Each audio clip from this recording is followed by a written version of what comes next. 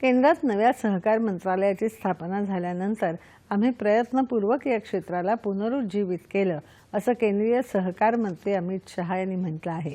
मोदी सरकारच्या तिसऱ्या कार्यकाळात पहिल्या 100 दिवसांच्या सहकार विभागाच्या कामगिरीची त्यांनी सहकार विषयक राष्ट्रीय परिषदेत माहिती दिली।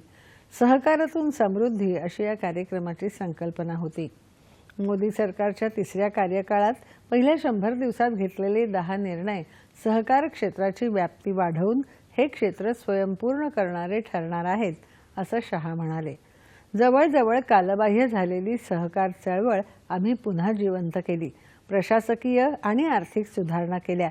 आज गावागावात पुन्हा एकदा सहकारी संस्थांची ताकद वाढली आहे, असं त्यांनी सांगितलं।